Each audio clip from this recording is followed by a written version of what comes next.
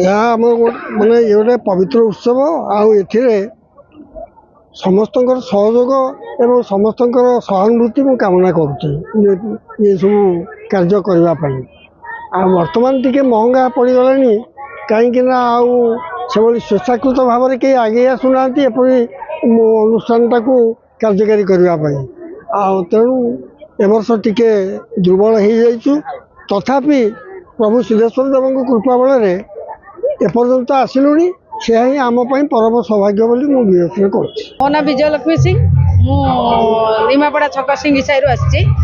ଆଉ ମୁଁ ପ୍ରତିବର୍ଷ ଜାଗର ଯାତ୍ରାକୁ ଆସେ, ଉପାସ ରଖିଛି। ଭଗବାନଙ୍କ ଉପରେ ମୋର ତ ଭରସା ଅଛି। ଆଉ ପ୍ରଭୁ କେମିତି ମାନସିକ ମୋର ପୂରଣ କରନ୍ତୁ, ମୋର ସେ ବିଶ୍ୱାସ ଅଛି। ଆଉ ଯେମିତି ବିଷ ପାନ କରିକି ପୁରା ଜଗତକୁ ଉଦ୍ଧାର କରିଥିଲେ, ସବୁ ଦେବତାମାନଙ୍କୁ ଉଦ୍ଧାର କରିଥିଲେ, ସେମିତି ପିପିଲି ବାସିନ୍ଦାକୁ ବି ଉଦ୍ଧାର କରନ୍ତୁ। ମୋ ପରିବାର କଲ୍ୟାଣ ପାଇଁ ମୁଁ ପ୍ରତିବର୍ଷ ଆସେ। କେମିତି ଭଗବାନଙ୍କ ଦୟାରୁ ଆମ ପରିବାରକୁ ବି ଭଲରେ ରଖନ୍ତୁ, ପୁରା ପିପିଲି ବାସିନ୍ଦାକୁ ବି ଭଲରେ ରଖନ୍ତୁ।